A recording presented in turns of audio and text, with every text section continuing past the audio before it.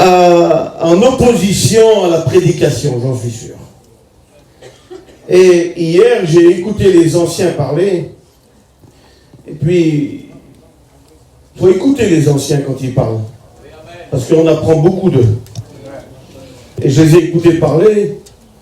Et puis, ils étaient en train de dire quelque chose de très intéressant. Ils disaient que la priorité d'une réunion, c'est le besoin du peuple. C'est le besoin de l'Église. Ne prêchons pas pour essayer de prêcher des beaux sermons ou essayer d'épater qui que ce soit. Ce n'est pas notre but, en tout cas, ce n'est pas le mien ce matin. Ce n'est pas mon but. Et pour les frères aussi, ce n'est pas le but de pouvoir épater ou de pouvoir essayer de faire des compétitions. On n'est pas là pour ça. On a assez de problèmes comme ça. On a assez de soucis comme ça pour essayer d'être en compétition avec les autres. Ce n'est pas le but ce matin. Le but, c'est que Dieu puisse nous bénir et que cette prédication puisse nous faire du bien. J'ai besoin de cette prédication et vous en avez aussi besoin. Et je voudrais que ce message puisse vous faire du bien et à moi aussi. Vous savez, on a regardé la Bible et on a essayé de trouver un message et des fois c'est difficile. Et puis hier en partant, Samy est venu de bonne heure à 7h à la maison. Et puis, on n'a pas de maison, il est venu à la campagne. À la campagne. Et puis, quand il était là, je préparais ma valise. Et juste avant de partir, j'ai reçu un message. Je ne sais pas si c'est le message, mais je veux rester sur ce que j'ai reçu. Et le Seigneur était en train de me dire que quand lui il se lève, les choses changent. Quand Jésus se lève, les choses changent. Quand Jésus arrive, les choses se transforment. Quand Jésus est là, tout devient possible. Et puis, j'ai écrit quelques mots et j'ai dit, mon frère, tu devrais prêcher ça ce soir. J'ai redonné le message à Samy. Alors il l'a écrit avec moi. J'ai donné 4 versets qui correspondaient avec le Seigneur qui m'a donné. Et comme hier, il ne l'a pas prêché, alors je crois que c'est à moi de le prêcher. Parce que moi j'avais dit, c'est pour peut-être hier soir, mais lui a fait autre chose. Et ce matin, je voudrais vous parler que quand Jésus se lève, les choses changent. Parce que ce matin, on est rentré chez Dieu, on est chez Dieu. Pardonnez-moi les anciens, et je ne veux pas rien dire d'autre, mais on n'est pas devant une dénomination ce matin. Si vous dites Amen, c'est trop bien. Parce que je tiens à vous le dire quand même, j'ai passé la nuit complète pour vous. Hein. Alors au moins un petit Amen, au moins. Au moins. Hein, au moins. Comme ça. Hein, au moins un Amen. Parce que vous avez dormi. Puis vous n'êtes pas capable de dire Amen. Moi, je n'ai pas dormi. Moi, je détends un petit peu. Mais au moins un Amen. Et si vous avez chaud, j'ai chaud aussi.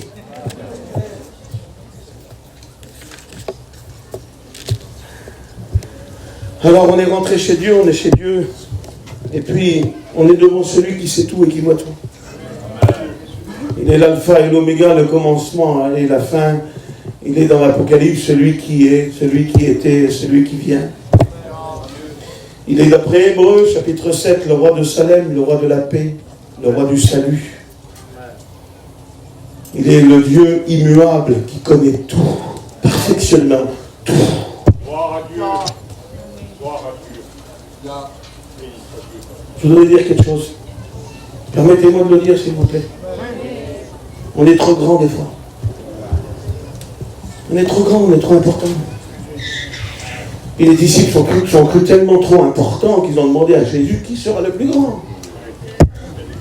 Puis lui, il a dit, je vais vous montrer qui est le plus grand. Il a pris un enfant, puis il a dit, voilà, c'est lui le plus grand. Mais pourquoi Jésus va dire ça? Pourquoi Jésus dit ça?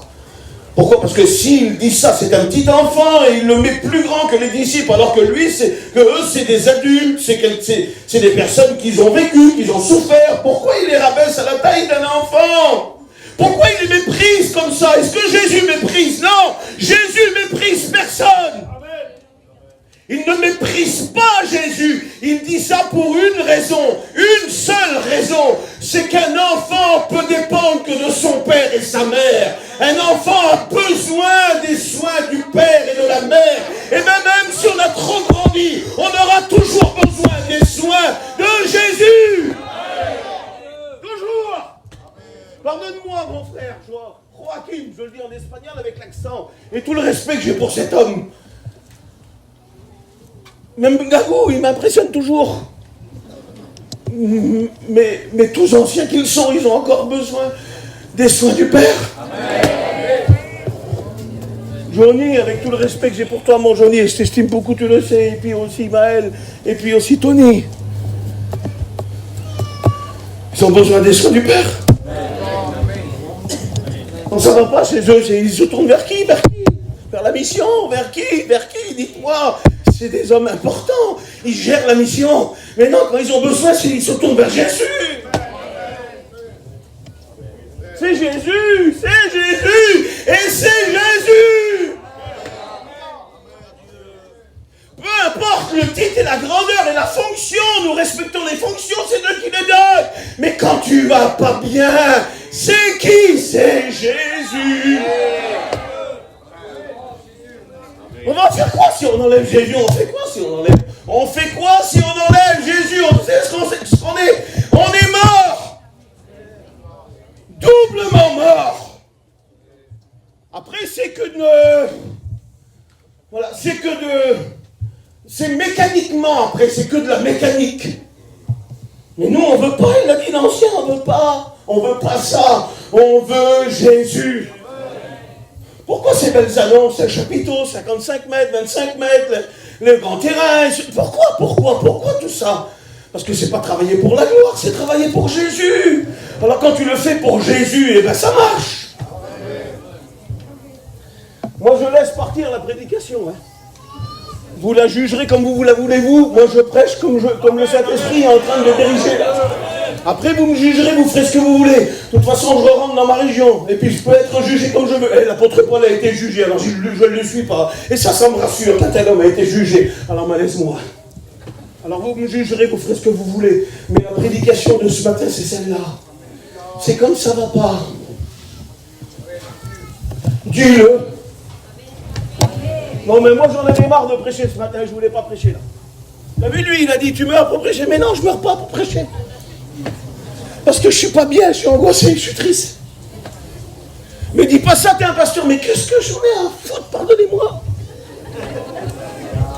Je suis pas devant les hommes, je suis devant mon Dieu.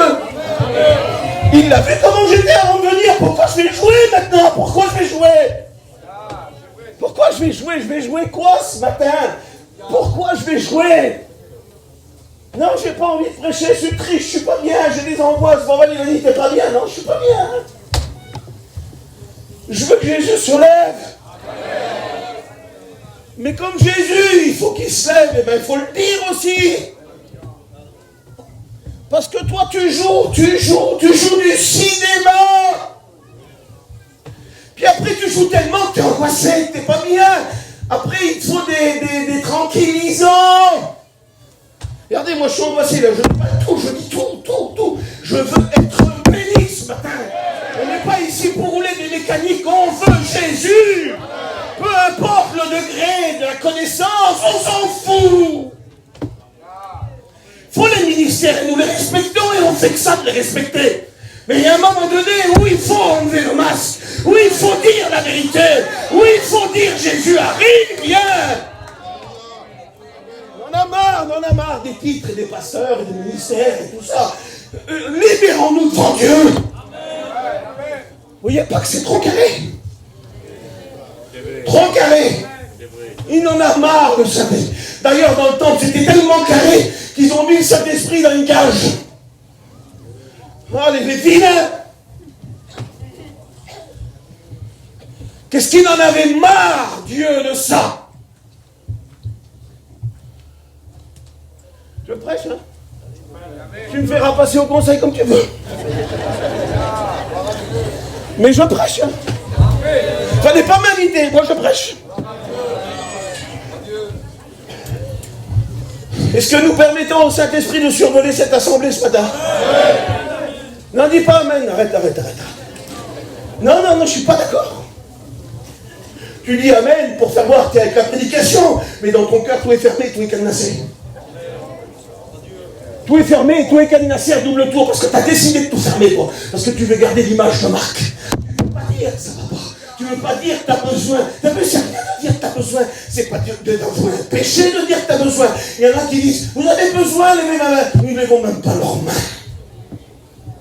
On a besoin, je me jette par terre, moi, dans les graviers, et j'implore Dieu qui vient bénir. Oui, ce matin, je prêche là, et je suis en train d'implorer Dieu qui vient bénir ma situation, qui vient se lever. Je suis en train de l'implorer. Implorer Dieu. J'ai marqué des feuilles, là, mais je crois que je vais balancer, pardonnez-moi de l'expression, tous ces feuilles, parce qu'ils font s'envoler, ils m'embarrassent plutôt qu'autre chose. Et je vais partir sur la prédication comme ça, sans feuille. Voilà, je remballe tout parce que tout s'envole.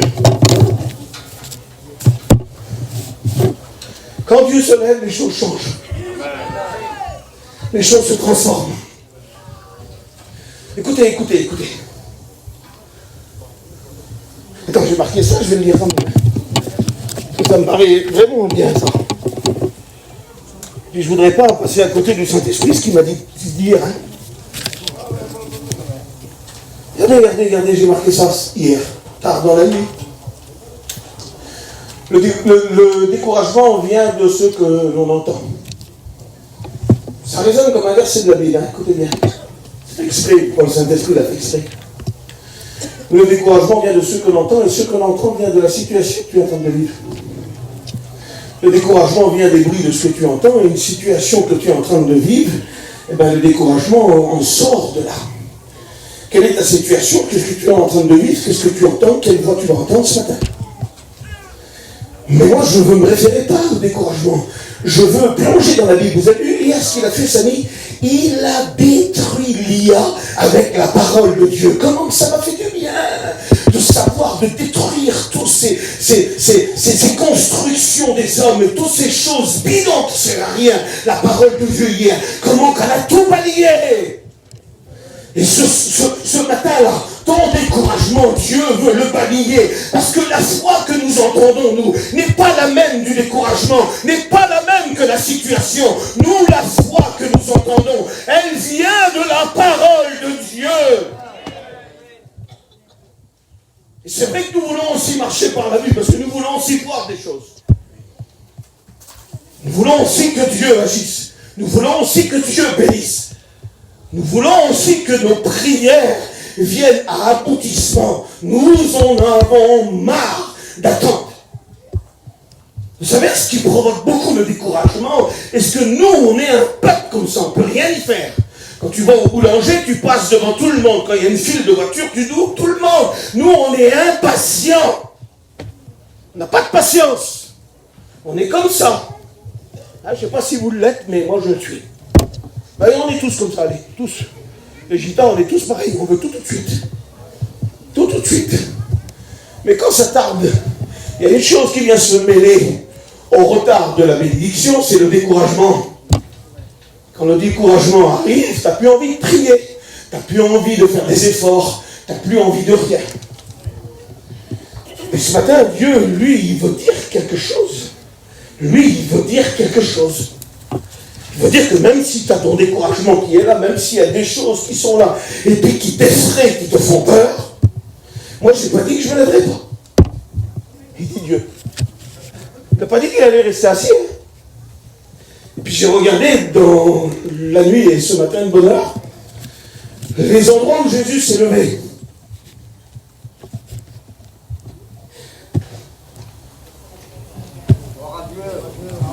Les endroits où il se lève. C'est à des endroits précis de la Bible. Les hommes n'en peuvent plus. Où ils sont à bout de leur force. Ils se disent on va mourir là, ça y est. On vous dira pas. C'est le diable qui va m'emporter. Je veux ça parce qu'il leur attendait le coup que Jésus décide d'arriver. Et de se lever. savent pas ce qui est en train de se passer dans Marc 5 et Matthieu 8 aussi. Jésus va opérer quelque chose d'anormal. Ils ne savent pas. Et la multitude que là, il est en train d'enseigner dans les barques, l'enseignement de Jésus, imaginez-vous. Normalement, mon frère, c'est pas l'enseignement, c'est l'enseignement de la Bible qui traduit. C'est l'enseignement de Jésus. Mais imaginez-vous, Jésus en train d'enseigner. Ça vient de partout. La plage est pleine, elle est pleine la plage. Ça monte jusque dans les montagnes là-bas. Et puis les barques sont là, puis les bateaux sont pleins. Parce que Jésus est en train d'enseigner, il est en train d'enseigner. Puis tout le monde est là, tout le monde est en effervescence devant son enseignement. Tout le monde est en train d'être béni, rempli. Il répond à toutes les questions. Il se retire un petit peu du bord, il s'enlève du bord, hein, il avance un peu en pleine eau, parce qu'il doit parler au peuple, et tout le monde est là, et puis d'un seul coup, il y a quelque chose qui se passe. Et personne n'a rien vu, personne n'a rien entendu, personne n'a rien vu, et personne n'a rien entendu. Il dit à ses disciples, envoyez la foule, regardez l'attitude, le caractère de Jésus. Pas la même vision que nous on voit ce qu'on voit. Et puis nous, on voit une belle église, le temple, puis le chapiteau, et puis l'œuvre qui grandit, mais lui n'a pas la même vision. D'après Isaïe 66, lui, il est assis dans les cieux, ses pieds sont sur la terre, ce marchepied là, puis la vision n'est pas la même que nous. Il dit, quel temple pourriez-vous me bâtir? Quelle maison pourriez-vous me construire? Tout ça, c'est mes mains qui l'a fait. Tout ça, c'est moi, il dit. Vous ne pouvez pas construire un plus beau temple que Salomon, il y avait 30 000 tonnes d'argent et 3 000 tonnes d'or dedans. Alors pour reproduire ça, il faudrait beaucoup de sous, comme il a dit Maël. Quand Jésus, lui, n'a pas la même vision, lui, sa vision, elle est plus perçante, elle est plus puissante que nous. Donne-moi ta vision, Jésus. Parce que des fois, nous regardons ce qui nous fait mal et nous pensons que Dieu n'a pas le même regard que nous. Nous regardons nos circonstances, nos situations, nos maladies, nos rétrogrades dans la maison, et toutes ces choses, ces guerres, ces choses qui arrivent. Cette oppression, et quand nous la regardons, nous pensons, nous, que Dieu a détourné son regard, alors que c'est faux. C'est pas vrai, c'est faux ça. Parce qu'il est précis dans Isaïe 66, il dit, moi, j'ai le regard sur les esprits qui souffrent et sur les malheureux. Puis là, il va se passer quelque chose de terrible. Regardez le caractère, je vous en supplie, que cette prédication détruise les pensées ténébreuses. Et tout ce qui vient du diable en te disant, il t'a abandonné, il t'a laissé. Non, regardez, il renvoie la foule, et il dit à ses disciples, passons de l'autre bord. Qu'est-ce qui se passe de l'autre bord? Pourquoi tu es là en train d'enseigner et puis tu décides de passer à 21 km plus loin pour aller sur une terre hostile qui ne connaît pas Dieu? C'est la Décapole, c'est 10 villes, personne ne connaît, et puis personne ne connaît Jésus sur ce territoire. Il y a des familles hostiles, des enfants hostiles à l'évangile, et qui nous font la guerre et qui parfois rongent. Mais si ta guerre que tu es en train de vivre avec ton fils ou ta fille ou ta famille, est-ce que tu es en train de vivre ton austérité que tu es en train de vivre chez toi, est-ce que ceci permet à Dieu de détourner son regard? Non, pas du tout. Parce que dans l'évangile de Marc, il y a une précision qui est donnée. Parce qu'il faut la raison pourquoi Jésus dit, passons de l'autre bord. Il nous faut une raison. Moi, je ne veux pas, Seigneur, allez, je monte avec toi dans la barque et on va passer de l'autre côté parce que tu l'as dit. Mais qu'est-ce qui va se passer? Qu'est-ce qu'il y a? Nous sommes dans la barque, nous sommes dans l'embarcation. Écoutez, on va monter avec Jésus ce matin dans l'embarcation et on va voir ce qu'il a à faire, ce qu'il a à dire, ce qu'il a à accomplir ce matin. Parce que écoutez, votre embarcation et mon embarcation, c'est mon cœur, mon foyer et mes enfants. Comme l'ancienne l'a dit, elle n'est pas aux extrémités si tout meurt à côté de vous. La première embarcation et le premier lieu, le premier terrain d'évangélisation, c'est nos enfants et nos foyers et nos maisons. Le premier témoignage à donner, c'est ici. Les premiers luttes, les premiers combats, ils sont là. C'est ceux-là les plus durs. Si tu as vaincu cela, je te promets qu'au Maroc, tu feras une bombe nucléaire. C'est ça le plus dur. C'est ici le plus dur. Puis là, Jésus remonte avec lui et il dit, passons de l'autre bord. Je parle fort, hein, excusez-moi. Hein. Mais plus doucement, je vois que les figures se transforment. Je ne veux pas trop m'attarder. Passe de l'autre bord. J'arrive. Et puis quand la bénédiction est en marche, parce qu'avant toute grande bénédiction, il y a opposition. Il ne peut pas avoir une grande bénédiction s'il n'y a pas opposition. S'il n'y a pas opposition, c'est que la bénédiction n'est pas vraie. Mets-toi-le dans ta petite tête, le chrétien du midi. Et nous, on est des chrétiens du Grand Prix de la campagne. Oui, mets-toi-le dans ta petite tête. Parce que nous, on croit que quand il y a l'opposition, on croit que tout est mort, que tout est terminé. Non, c'est quand il y a l'opposition qu'il y a bénédiction. Quand le diable s'oppose, écoutez, avant le psaume 22, il y a le psaume 23, l'Éternel est mon berger, je ne manquerai de rien. Il me fait reposer avant qu'il soit le psaume 23. Il est le psaume 22 sur la croix.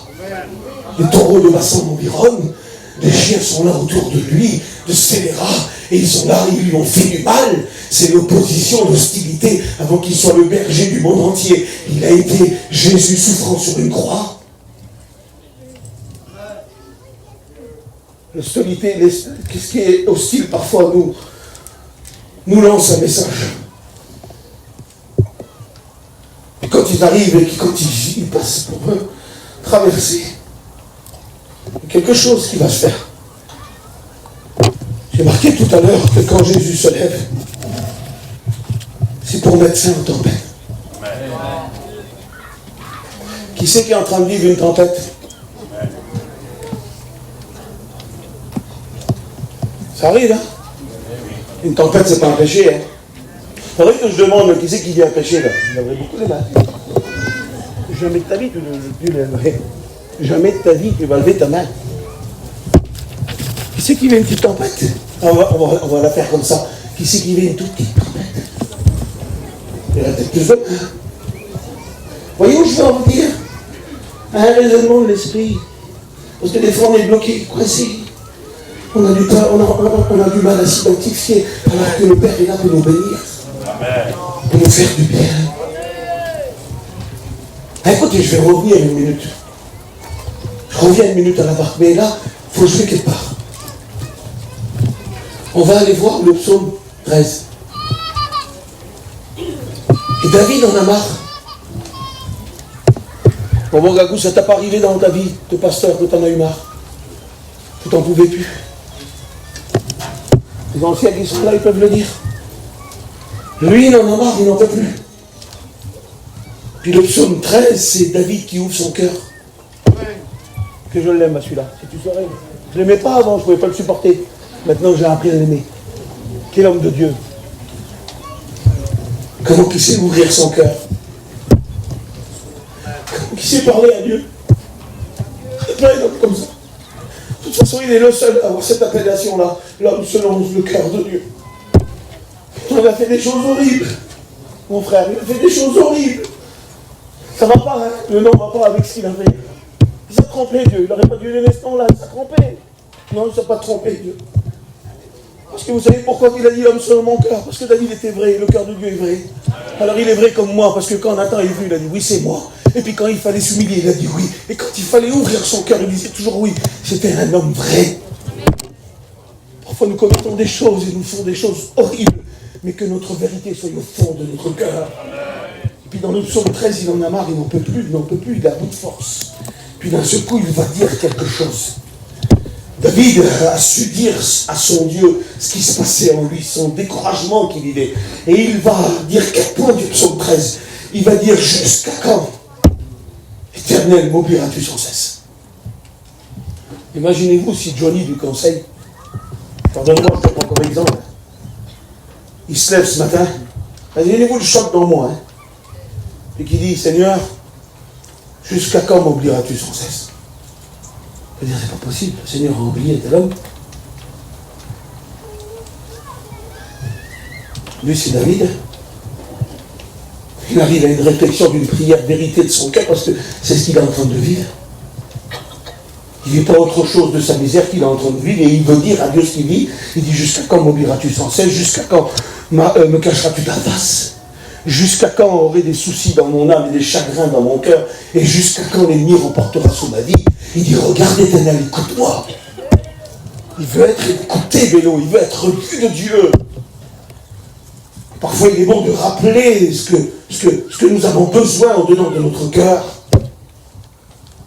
Et quand il arrive, là, ils arrivent avec la petite embarcation au milieu de la grande bénédiction qui doit arriver. Il y a un objectif final dans le cœur de Jésus. Savez-vous laquelle que c'est?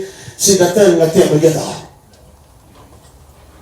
L'objectif final dans le cœur de Jésus, quand il a dit passons de l'autre bord, lui, dans son objectif et dans sa délivrance qu'il a besoin pour cet homme, c'est d'atteindre la terre de Gadara. Et rien ne s'opposera à Jésus.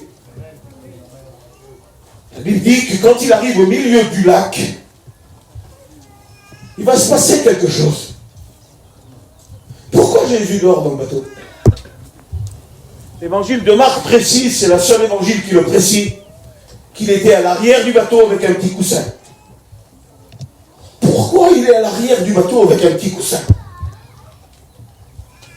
Pourquoi il n'est pas au milieu du bateau, éveillé, et que c'est lui qui dirige? Parce que, écoutez, quand il appelle ses disciples, dans l'évangile de Matthieu au chapitre 4, et quand il appelle ses disciples, c'est des pécheurs, quand il les appelle à sortir de leur lieu de confort, de leur travail, pour un objectif de salut, de bénédiction, et qui proclament l'évangile dans le monde entier, il les appelle à sortir de leur territoire et de leur lieu. Et tout le long de leur parcours et de leur formation, ils vont voir Jésus faire des miracles. Et quand ils sont devant le lépreux, ils sont derrière. Quand ils sont devant la résurrection de la fille de Jairus, ils écoutent et ils sont derrière. Et quand Jésus leur dit, passons de l'autre bord, on les retrouve sur leur territoire, là. Et là, c'est différent. Écoutez, ils déplacent Jésus. Ils sont en train de le mettre à l'arrière du bateau. Et ils prennent soin de le mettre sur un petit coussin. Parce que c'est des maîtres du lac. Ils connaissent les vents. Ils connaissent les vagues. Ils connaissent les tourbillons. Ils connaissent le lac par cœur. Et comme ils le retrouvent sur leur terrain, alors ils se croient maîtres de la situation et ils décident de placer Jésus à l'arrière. Je t'en supplie, remets Jésus au centre de ton cœur, parce qu'à tout moment, la tempête peut frapper. Des maîtres du lac, des maîtres, des maîtres. Alors quand tu es un maître que tu n'as plus besoin d'apprendre, eh bien c'est toi qui diriges ta barque. Mais écoutez, l'église n'est pas dirigée par des maîtres, elle est dirigée par un seul maître, le roi des rois. Il s'appelle Jésus-Christ. Et vous avez vu un petit peu quand on néglige le maître, quelle situation dangereuse qu'il peut y avoir. Les situations deviennent dangereuses en une fraction de seconde. Après, on se retrouve comme des petits enfants à pleurer à ses pieds pour qu'il arrange la situation. C'est ce qui s'est passé ce soir-là. Ce soir-là, c'est des maîtres de la situation. Allez, repose-toi un petit peu. Tracasse-toi pas, Jésus, peu importe ce qui peut se passer sous le lac. On est au contrôle parce qu'on est des maîtres de la situation. Ils avaient beaucoup trop grandi ce soir-là. Quand ils arrivent au milieu,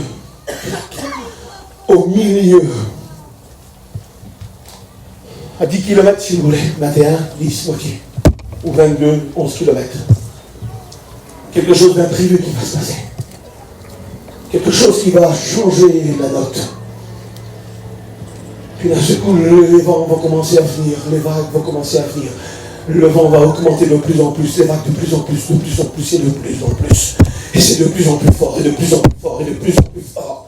Et puis c'est tellement fort qu'ils ont dit, l'autre il a dit, on a déjà vu cette tempête, on va la régler. Non, l'autre il a dit, on l'a jamais vu. Les vents deviennent encore plus forts, et puis les 12 essayent de se partager la situation en disant, on va s'arranger, on a fait ça la dernière fois, on a fait ça la dernière fois, on a fait ça la dernière fois. Moi, il y en a qui dit, peut-être, j'imagine, je donne déjà de mon imagination, non mais on n'a jamais vu celle-là, elle est trop grande, elle nous dépasse. Et là, elle devient de plus en plus fort, de plus en plus fort. Le diable est à l'œuvre, il devient de plus en plus fort, de plus en plus fort. Alors qu'est-ce qu'on doit faire? On va mourir!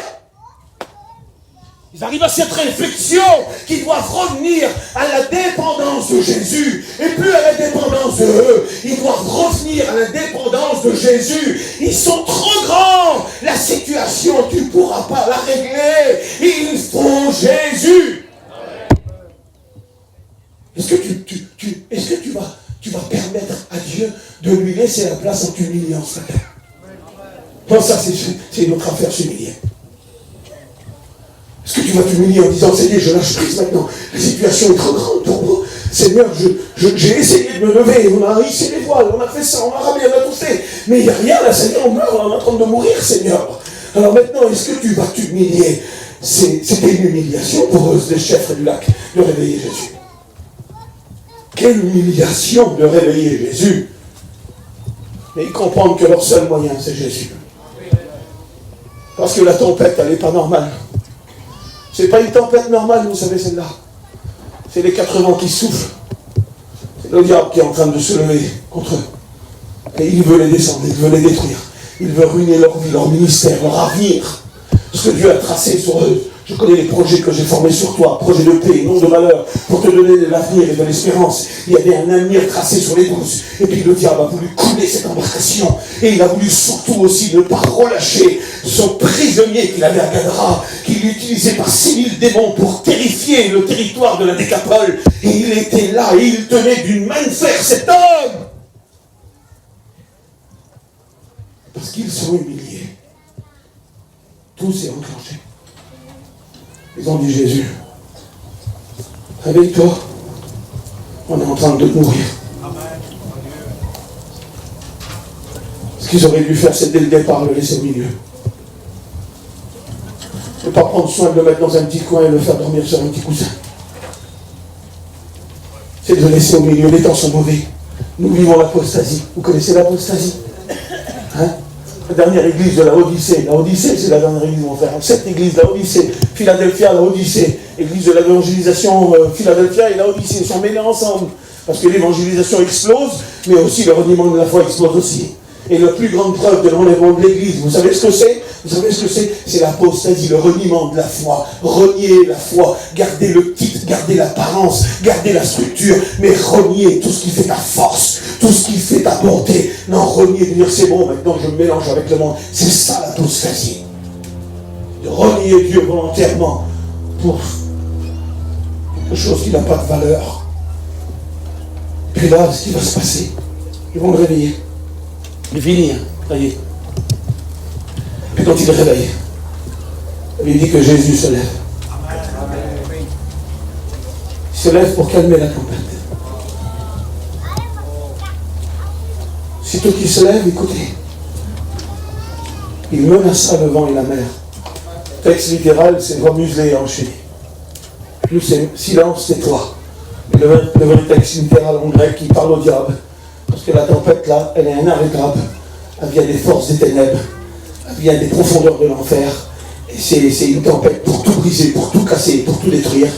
Alors il s'adresse directement, il va à l'essentiel de la situation. Parce que seul Jésus connaît les situations les plus profondes, les plus diaboliques, les plus cachées. Il les connaît et il va directement à l'essentiel. Il regarde le diable et il dit sois muselé et enchaîné.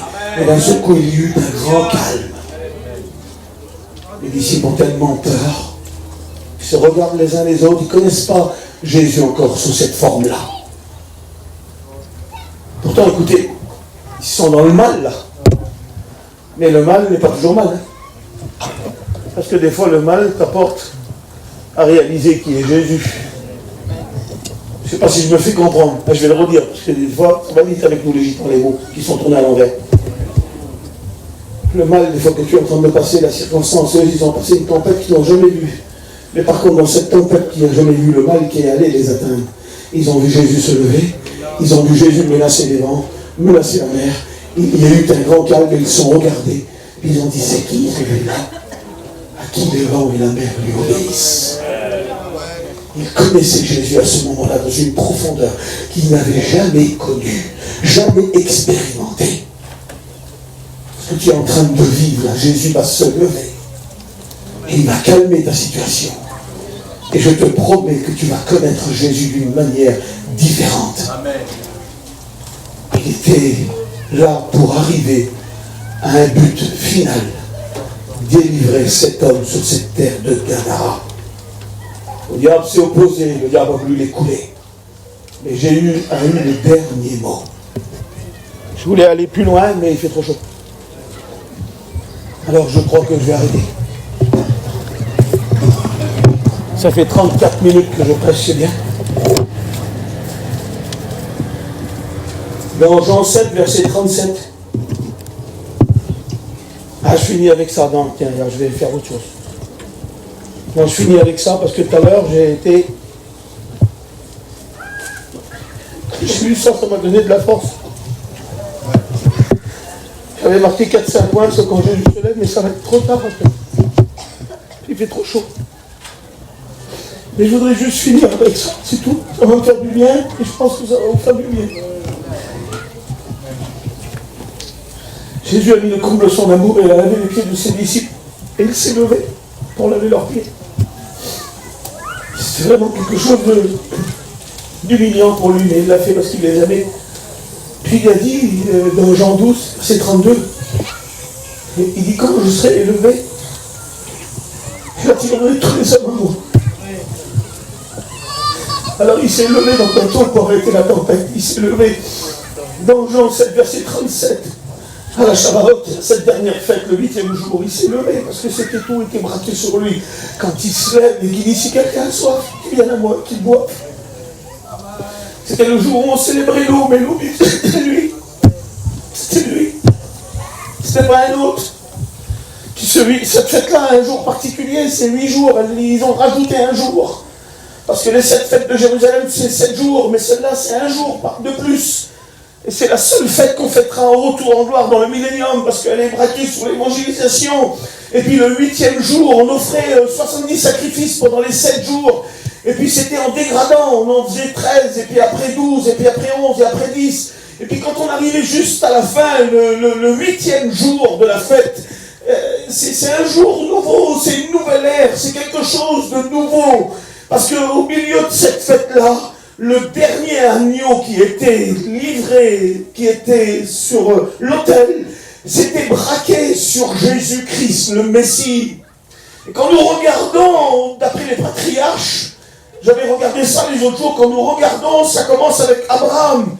Et le premier jour de la fête de Shavuot, la fête des tabernacles ou la fête des tentes, le premier sacrifice est braqué sur le père de la foi, Abraham.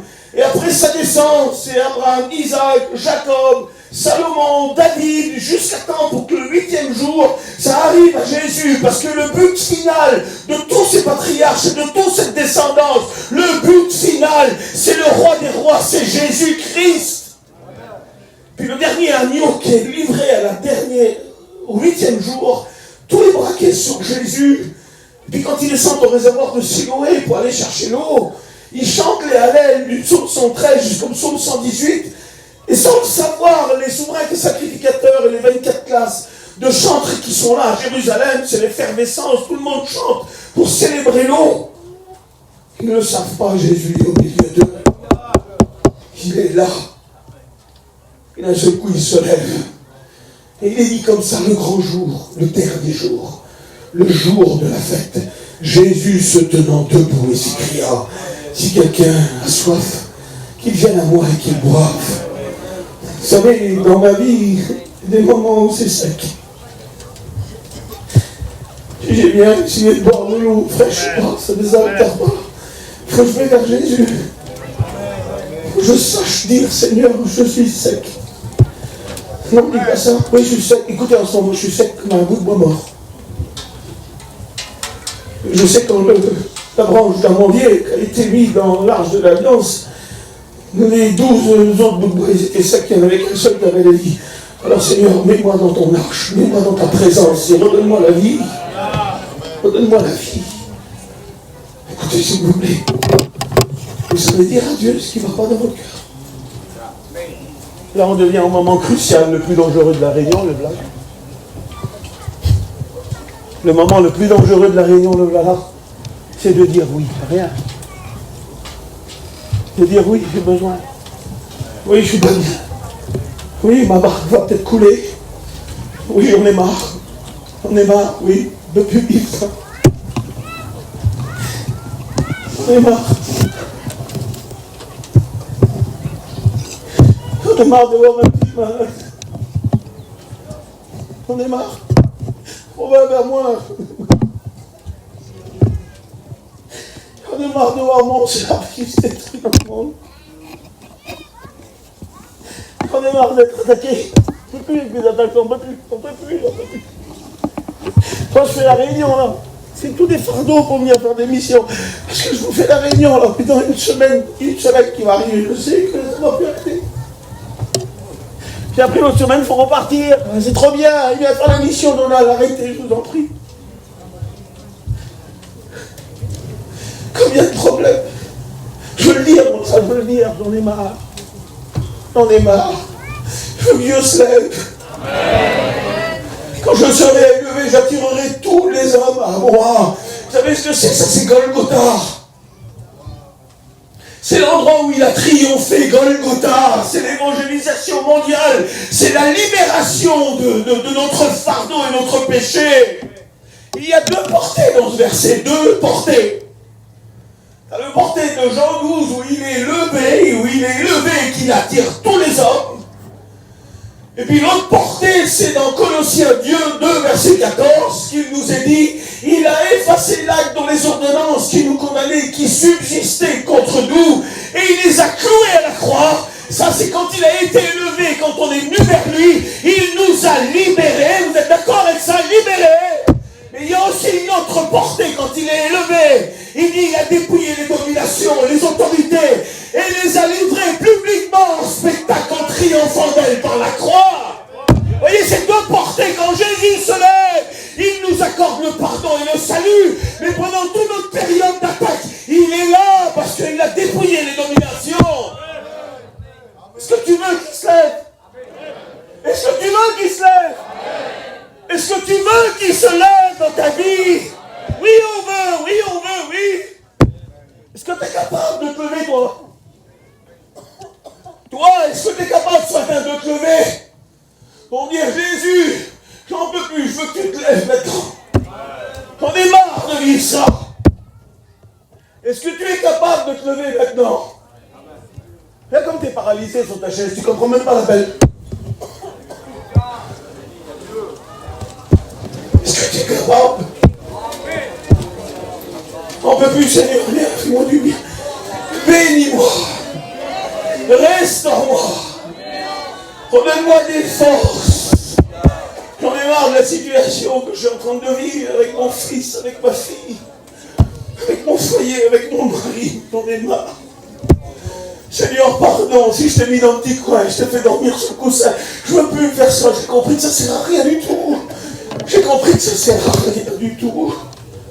J'ai compris qu'aujourd'hui, j'ai besoin de toi et c'est tout. Pas besoin d'un message spécial, c'est de toi que je veux. C'est de toi. Alors on va faire une prière.